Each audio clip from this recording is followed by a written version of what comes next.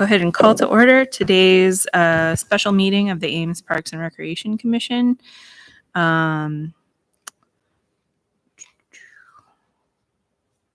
Yes. No, this is like still rusty being back in person. Okay. The Parks and Recreation Commission welcomes comments from the public during discussion. If you wish to speak, please complete a green card and hand it to city staff prior to the meeting. At the podium, please state your name and address for the record and limit your comments. Yes. No one is here today other than staff. So today's special meeting is regarding a motion to recommend City Council approve installing an ice skating ribbon on the downtown plaza using real ice. Yeah. So it's thanks everybody for being here for this special meeting. And what we needed to do is have it so you could make a recommendation to council prior to their meeting on the 14th. And the whole timing of this is what kind of necessitates this before we move further in design with the downtown plaza. We have to make this decision because this will make a big difference on the size of the building. If we need a resurfacer, we don't need a resurfacer. Obviously, there's a lot of different things with real ice versus the synthetic ice. So through the whole thing, I do have some slides here. I'm not going to go through the whole commission action form. Everybody's had a chance to look at it and so on. But I do just want to, if anybody's looking at home. So again, with the downtown plaza, this is kind of an aerial view, of it. And this right here is Clark. Right here, City Hall's over here. This is Fifth Street, down here. And you can see kind of the ribbon. Now this shows, solid ice.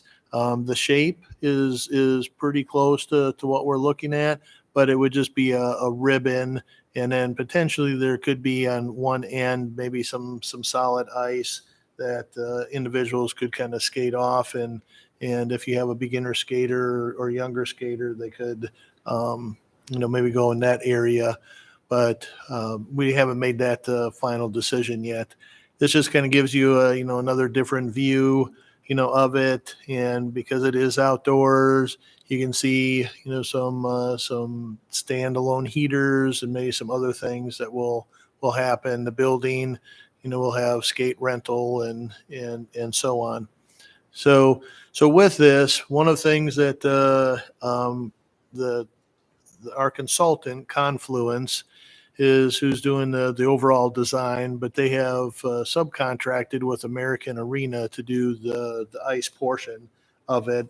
And along with the materials, you did see their report in regards to taking a look at the synthetic ice versus, the real natural ice. So I'm just going to kind of summarize some of that, but also, as mentioned in the commission action form, so Joshua, Corey Mellis, who's our fleet and facilities director, and me went up to Arden Hills, Minnesota last week. And we went to a training center that had a small area of synthetic ice. It was about 30 by 35, not real big. And when we got there, the person on the right, if you look at it, they had an individual with 4 kids, and they were just doing stick handling and puck handling and so on. And it really looked like a good application for what they were doing with it. You can see on the picture on the left is a little bit, bigger area. People are out there, they're skating. And a lot of what we saw, you're talking, there were smaller areas. Doing it just kind of, there were a couple we tried to get a hold of with museums. We talked to one individual, and he only did it for 1 month. He was in Kentucky, and he actually was their tourism director, and he pretty much did everything he was out there the whole time. And it did stuff. So with it, so that's kind of give you a synthetic ice. So synthetic ice is basically a plastic type of ice.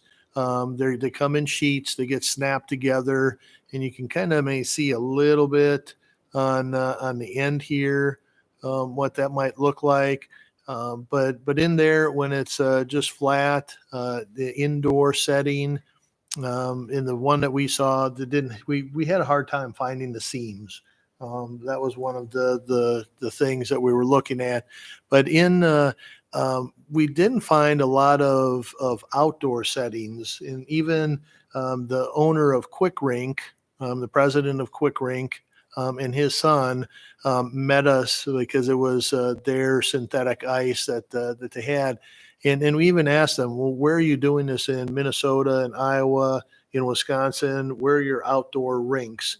And he said, a lot of what they do is garages and basements, and it's usually for, training type of facilities and so on. Because we had some concerns in regard to the outdoor application with the synthetic ice. So that gives you a little bit of a picture, with it. As far as the pros for the synthetic ice, the lower capital cost, lower maintenance. Although we struggled to get really clear answers in regards to how often we had to clean it. One person say, oh, you do it every once in a while. Other people were telling us, in fact, the president said, oh, you probably should clean it twice a day, either blow it off or sweep it off or so on. Those things. Lower annual contractual costs because there is no refrigeration service. With refrigeration, with real ice, we would have contracts. Somebody would come in, check the compressors and so on. Usually, at the ice arena, we have them do that on a monthly, basis. Our staff does look at it daily and so on. You could have a longer season with the synthetic ice. And obviously, in unseasonably warm weather, you could still function. Those are some of the pros. The cons, and again, this is kind of taking into account the report that American Arena did, our on-site visit, our conversations with people, and then also Taylor, who I should introduce Taylor because she said she's never been to a council or a commission meeting before, but Taylor Bassett is our ice arena manager, and she's sat in on some of these conversations as well. But as part of the U.S. Rink Association, she's a member, so she sent something out to get feedback, and we attached those comments, the feedback that she got, those were attached as well. So that's where we're coming up with all these, the pros and cons from all those different pieces of information. So the skating experience is different, and I'll have, Josh, what he can kind of share. We all took skates up. The guy looked at my skates and said, you don't even have an edge on these skates. And he wouldn't let me out there. He wouldn't let me skate. And I said, well, that could be problematic just to start with, is because, there are going to be a lot of people that are going to be coming here with their own skates. And there's a lot of people, they take them out of the box. They may never get them sharpened at all, with it. So the fact that he didn't let me out there, I said right away, well, that's not a good thing. But Joshua can talk about just skating, difference between on this versus the real ice. Yeah. Couple things in regards to when I first got on this sheet of synthetic ice, it was hard to get a feel for it because there's no glide. You're expecting when you get on a real sheet of ice, you're really timid because you realize that you're going to slide. Well, this one you don't slide. So at some point I felt like the weight was way over my center of gravity, or my center mass was way over my skates, and I felt like I was going to actually go over a couple times, until I got a little, obviously, more familiar with it. Once I got more familiar with it, you can skate around just like I would skate around on a regular sheet, but it's a lot more work. I went around 4 or 5 times, and we're talking a 30 by 30, like Keith said, 30 by 35 sheet. And at some point, and good thing the video is not here, but Keith was videoing just to kind of give an idea what it was. I went around like 4 or 5 times, and I mean, I'm not an excellent skater. I can show you what he was doing. Yeah, right. So after about 5 times, I'll be honest, I probably would have made it around twice. but we're talking about this little little sheet, and after about 5 times around, I had to stop because I was worn out, because it's a lot of work. And then the individual that I was skating with, it would be the son of the president. He's a skater. He's played hockey all his life, and you could he was doing hockey stops and doing regular stuff that you would do on ice skates. Then he gets off the ice and he was dripping with sweat, because it's obviously a lot more work. He makes it look a lot more effortless than what I was doing. But it's more work. It's more work. One of the things that you could see is, individuals that don't skate, or individuals that skate, especially young kids that maybe first time skating, it's probably a little more, I would say the sheet's a lot more conducive for those individuals. But I think the just in my opinion, the time of going up there, I think people are going to lose their interest quick, unfortunately. And we had another Corey who was with us, not a big skater. One of his comments, he said it was almost like walking. Yep. You could just go out there with the skates and just kind of walk, because it didn't have a lot of glide. Yeah. Which is what Joshua said. So that was so a different experience. The seams do concern us, especially our consultant, when they're putting this together. There are going to be some smaller pieces that aren't going to be able to be snapped in, so they're almost going to be like free floating. Somebody takes those, they get bumped, something gets underneath. And one of the things that we talked a lot about is just the water, getting under, this. And so if it, and he did say, if you get water under there and it freezes, it could pop those seams, and again, creating an uneven surface. So those are some things, and said if you do have a little bit of a slope, you wouldn't want any more than 0.5%. But he said if you do have a little bit of a slope, you want to push all your snow to the upside, because you don't want to put it down on the low side, because then you're basically just creating a dam, and anything that does melt will kind of hold there, and so on. And it's like, well, if you put all that snow up top and there is some melting that goes on, where is that going to go? Either under, over, and so on. They're also, with the ribbon style, it said would need at least 2 or more speed bumps, is what they call them, because there's expansion joints, and they'd be about 6 inches. These expansion joints would be about 6 inches, because even with the weather, these will contract and expand and so on. So what they do is they put like a 3/8 inch, which isn't a lot, but 3/8 inch bridge over the top of that expansion joint.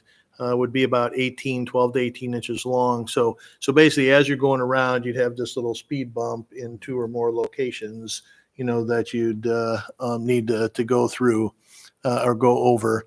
The insulation, it's one of those things, again, with the ribbon style that we're looking at. It is only going to, a lot of these rinks, they're meant that you can flip the panels over. And if one side gets worn down, you could flip them over. In this ribbon style, they said it's almost going to be impossible to be able to flip the panels, because I said, well, couldn't you just take it like a pancake and flip the whole thing over? And he said, well, one of the things that you're going to have to do is, because it's only going to go together one way, what you're going to have to do is you're going to have to mark this, in some way. So you're going to have to mark it on the backside to kind of know that, all right, here's H1, those 2 pieces go together, and so on. So in reality, could it happen? Yes, but you probably aren't going to be able to do it. And then small pieces, and then we talked about that. Snow and ice removal was tough as well, because with it, to say you're probably going to have to do most things manually, either with a shovel or with a walk behind snow blower. And you're gonna, we asked if you could put a blade on it, and get an out front mower, put a blade on it and scrape it. They said, nope, you're not gonna be able to do that. Again, with these pieces that are just floating, even with a shovel or with a snow blower, we have concerns about, do those get, caught into the snow blower and so on. We asked about, well, we know that there's going to be some point where we're going to get ice, right?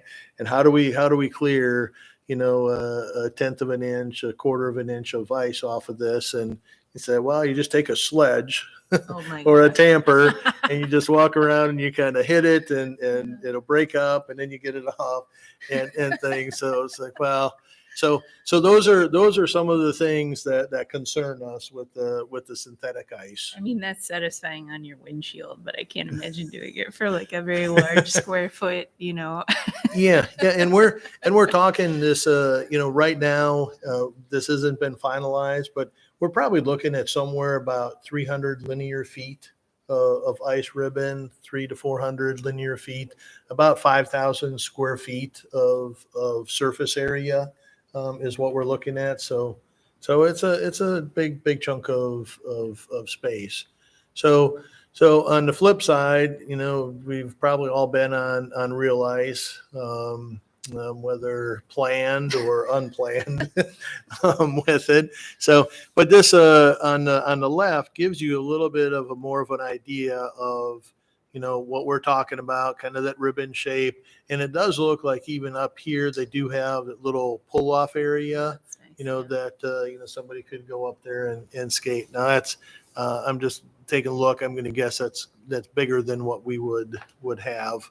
But we will have rails, whether it's synthetic or not. There will be rails on the around the sides. So pros, it does create that true skating experience. You have that glide. That's not as much work. And it is a different, skating experience. And a lot of what we heard also through our consultants and through other people, Johnston is putting in an area this fall or early winter with synthetic ice. But it really, everybody that we talked to, besides the training aspect, it was more kind of geared towards people don't skate, kind of novice skaters, and so on. That's who it really seemed to be geared for. Whereas we think in this community and with people that skate, like Joshua said, they come out there, if they have to work really hard and it's not that skating experience, then they're going to come back. And some of the information that we shared with you, there are some places that put the synthetic ice down. 2-3 years later, they take it out, or they converted to real ice because people weren't coming. So, obviously people are familiar with real ice. Staff is familiar with maintaining real ice. Now there are some cons, higher capital costs, and that was spelled out in the report. I think we had 780,000 is what the real ice will cost. Budget wise, we have about 715. But there are some unknowns with the chiller and with the piping until we get a little further down. Had a good conversation with a guy from American Arena and said, there's some questions that we haven't answered yet in regards to how much redundancy do you want in your system? Do you want 100% redundancy? Do you want 50% redundancy? And what that means is, you may only need one pump, but you put two pumps in. You may only need one compressor, but do you put 2 or 3 compressors in? So you're always able to have things. And obviously that will affect, the equipment in the chiller system, which makes the ice. And then that will have an impact on the capital costs. So, higher maintenance costs, we will have, electricity will be more. just to run the chiller unit. And we'll, we'll have some water, because we'll be going out there and resurfacing the ice, and obviously with the labor. We weren't sure, Josh, when I had conversation about this, we weren't sure if there would be more labor associated with the real ice or the synthetic ice. Just from because we don't know really, this again with the maintenance side of it. If you got somebody out there with a blower, trying to get all the dirt and everything off, will that take more time than somebody to run a surfacer around the ribbon? Especially snow removal after a major snow event. I mean, Yep. That we did say that will take more time. So what's the maximum temperature that you can maintain ice for a real ice? Yeah, so with it, and there's a lot of variables with it, but when I talked to the guy from American Arena, so if you've got a 40-degree day with overcast skies and there's not a wind, you can maintain, your chiller is going to work a little bit harder, but you can maintain ice. Could you maintain ice up to maybe 50 degrees? Yes. But if you're wanting to do that, you may have to start with a little thicker ice, because you will lose some of it. But again, your chiller works a lot harder, and so on. So generally, what I got was maybe up to about 40, but not much more than that. And that's where we get into, the last bullet. You could lose the ice in unseasonably warm weather. I know, it wasn't too long ago where I think, Christmas, it was like 60 or 70 degrees. We'd lose ice, in that situation. Rain, if we get rain, that's going to be, not a good thing. But it is one of those where, if we do lose it, unseasonably warm weather, we just, make it back when we get, the colder weather again. So those are, and then the restroom building, need to be sized to accommodate the chiller unit, that will run the ice system. And then also, whether we just store the resurfacer, it could be a pull behind a tractor. So you could store the tractor and that piece, or just, the resurfacer. So those are, kind of the pros and cons of all of it. When we went through all of this as staff and looked at it, one of the things that we kept coming back to is the user experience. And that's what it really came down to us. There is a higher capital cost, but when we went into this, we were looking at, real ice. But then the synthetic ice did come up in the conversation.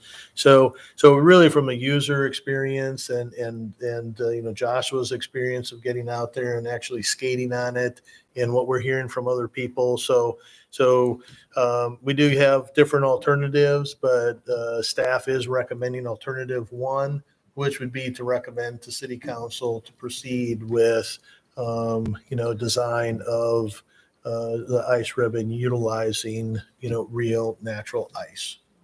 So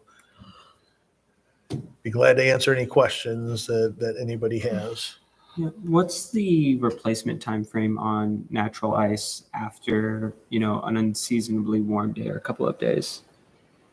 Well, it again depends on what that weather is like afterwards, with it. But I'm thinking, the ice on this outdoor rink on the low side is probably going to be somewhere between maybe 3/4 of an inch to an inch on the low side, and then we're talking, maybe an inch and a half on the high side. Okay. Is kind of that range. So depending on what our chiller is, what that capability is and stuff like that, it could take 2-3 days to get ice back. Okay. With it. So, but again, all that piping does go through the concrete. So what you're doing is that refrigerant goes through the concrete, makes the concrete cold, and then that's what freezes it. and then you're just putting layer on layer on layer after that.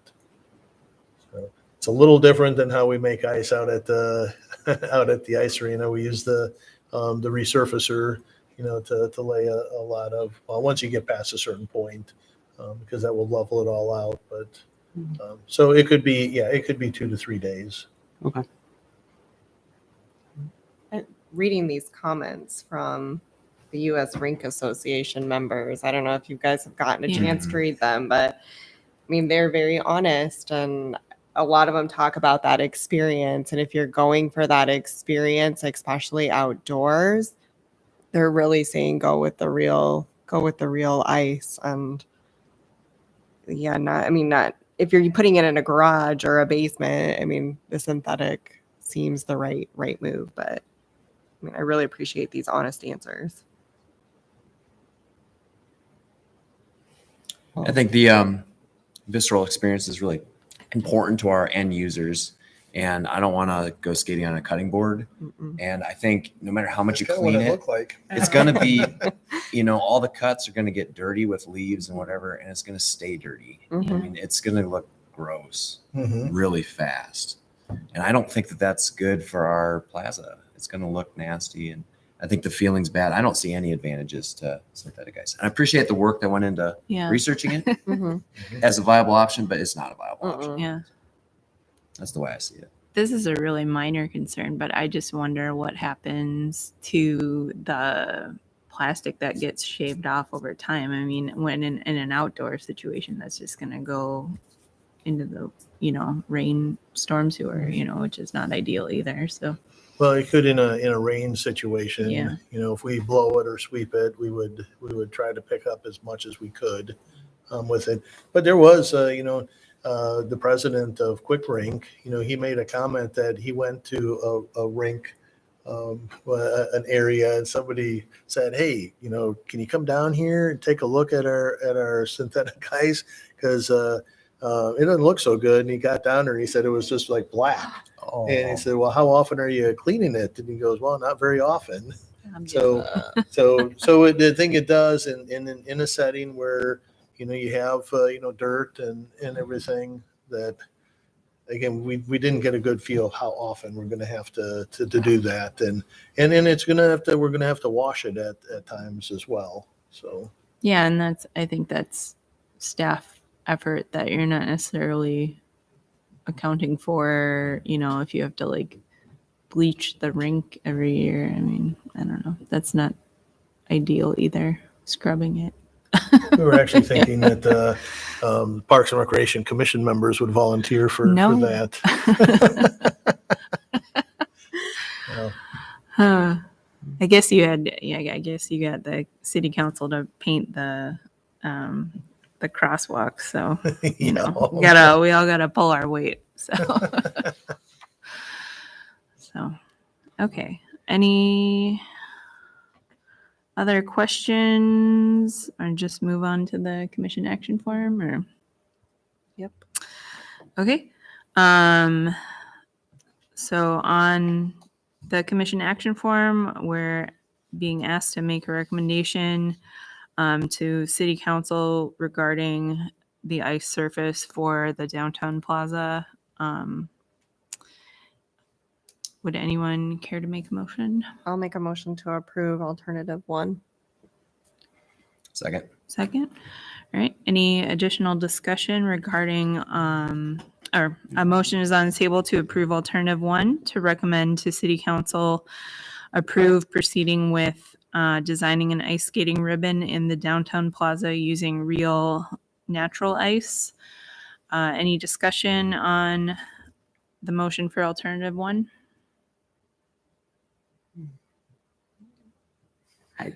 I don't know. I mean, I guess I'm just caught up on the price differential.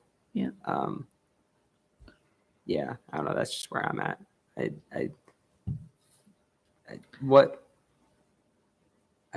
How workable are the problems that the synthetic ice has, I guess?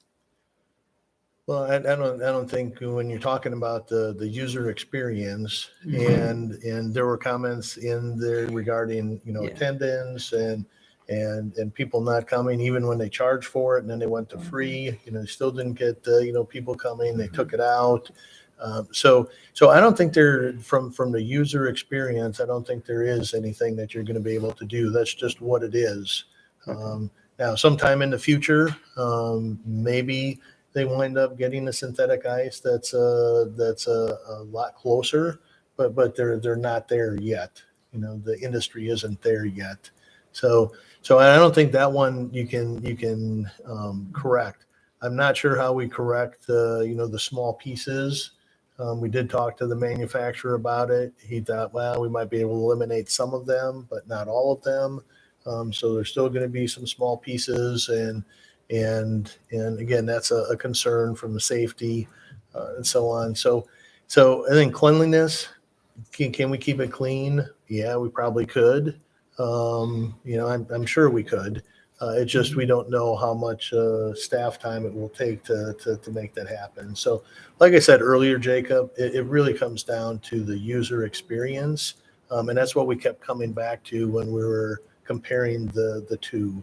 And I know we want to do things that are excellent, and we're just not seeing that the synthetic ice. We even asked the manufacturer, have you ever done a ribbon, like this? And he said, no. Yeah. We designed one, and I forget if it was Rockford or Rochester. I think it was Rockford. Rockford, Illinois. Yeah. And, but then they never did it. Yep. So that was a concern to us as well, that you don't have, ribbon style out there anywhere. So. Well, and I guess a thought that I have is, I mean, how often is this going to need replacing? Are we looking at 3, 4, 5 years versus the chiller? I know we just replaced the one out at the ice arena because of a coolant change. What kind of annual maintenance, replacing the coolant and things like that is, Yeah. Oh, for the real ice. yeah. Well, we'll have, there'll be a refrigerant, and with it, occasionally you have to add, Yeah. refrigerant. It's not necessarily replacing it. From that standpoint, we'll most likely have some type of synthetic refrigerant, or ammonia is an option, but there comes with, some other concerns, from that standpoint. So if you look at the two of them, and we didn't make this comparison because we didn't get a lot of concrete answers. So with we put the chiller in, we put the piping in, all that kind of stuff. That stuff's going to last probably 40 or 50 years with it. Now with the compressors, we'll have to do some maintenance on it. We do. Every 10,000 hours, I think, out at the ice arena, we do a top end overhaul on the compressor. So will we have to do some of that? Yes. Right. With the synthetic ice, we saw anywhere from 5 years, replacing every 5 years, to 10 years. Now the manufacturer president, he said, "Oh, I bet you might be able to get 20 years out of it." So if you say you had to, even if you got it 20 years, and we're talking a 50-year cycle, you're going to be, up in that 125. You do that 3 times. If it's every 10 years, you're doing it 4 times. Now that cost difference doesn't wind up being so great, with it. But we didn't do that comparison because we didn't have all the information to be able to do it. We did do it when we were talking about the splash pad and water consumption, and looking at the operating costs, and we could forecast that out to 10 years, 15 years, and so on, give you a little bit. But we don't have enough information at this time to make that comparison. Well, and like you said before, not many of these are installed outdoors, and there's no ribbons. And so just from being a total klutz standpoint, the idea of these speed bumps, and like me just falling on my face. I mean, that's going to happen anyway, regardless of the surface. But, you know, I just think it just doesn't sound like a good experience. And then with the water getting underneath and buckling and like, you know, so like there's a lot of unknowns, I think, to installing a ribbon of the synthetic ice outdoors, you know, in my mind. So Well, this comment, skating on synthetic ice is like riding a bicycle with flat tires. yeah. Like, that doesn't sound like fun. And why? Well, Yeah. the one person who was like pro synthetic ice, where he's like, well, you know, it's pretty nice if you have super sharp skates and blah blah blah, and you know, and this that and that, just like caveat. Yeah. And it's like, okay, well, I can see it being really nice in like a training facility or something where you were able to control the like who's using it a little bit more closely and like make them aware of that. But like, unless you're offering on-site skate sharpening for everyone, you know, I don't know, it's going to get very complicated, I think. So. Yeah. Since we brought Taylor here, can we drag her up and ask her a couple of questions? I tell along what Jacob's question was. Hi, Taylor. We know that indoor facilities, you're probably running your cooler a little bit more than something on the outside because you are going to get some natural freezing as it is. Have you guys talked about how much you would run a chiller normally that you'd have to replace and how much less you'd have to run it on an outside rink? Because I know we have Brenton down, you know, right down the road, and they don't run theirs all the time. Because I mean, when we're at 15 degrees and it's freezing cold outside, you don't need to. Right. So you're not going to run that underneath the ice as it is anyway. So have you guys talked to them to find out kind of how you can save a little bit running an outdoor rink? And I know we've talked about outdoor rinks here, names. I mean, the ones that we have up there are not, you know, on the river valley, are just poured in, and they stay pretty well most of the winter. So, Yeah. So we have not contacted Brenton with it. With the talking with our consultant from American Arena, he did make that comment that, you know, if you have cold temps, you know, your chiller may not have to run at all because of just the temperature is going to keep your ice. So, and then you go out and you resurface it and you're putting a, you know, layer on top. So there are going to be some times when, you know, your electric costs are going to be just about nothing because of the cold temperatures. And then there are going to be other times when it's going to run a little bit more. Now, when you mentioned about at River Valley, you know, last year was probably the best year that we have had since we've had outdoor rinks. You know, you remember when we first got the rink from Iowa Wild, with it, you know, we had to cancel, you know, the ribbon cutting twice. they were swimming pools. Yeah. Very shallow You know, swimming we pools. started and then it got warm and then we had to go, and then actually then we weren't even sure if the ice was quite ready, but then we had like 15 below zero and wind, and so we didn't do it then either.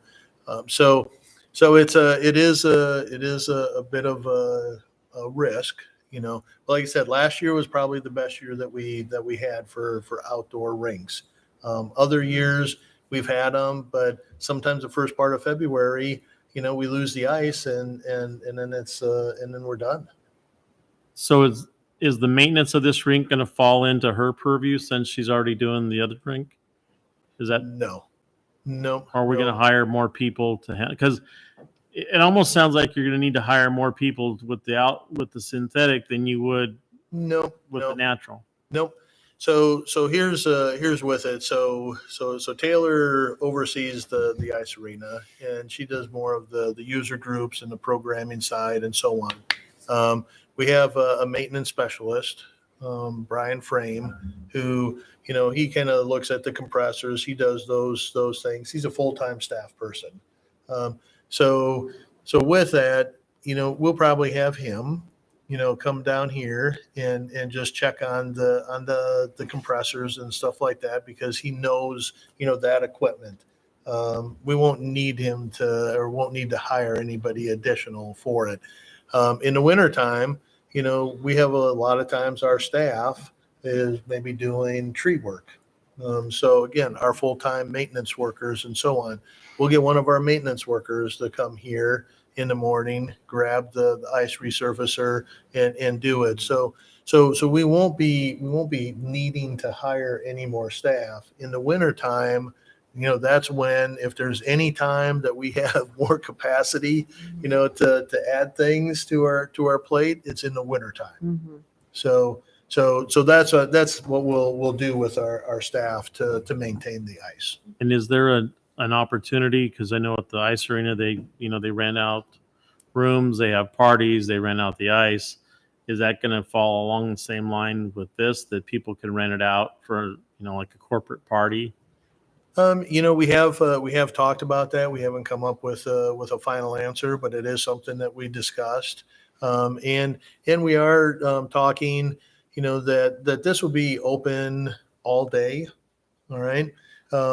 We won't be renting skates, part of that building. We will have, some skate rental, but it'll probably be maybe for a couple of hours in the evening and on the weekends.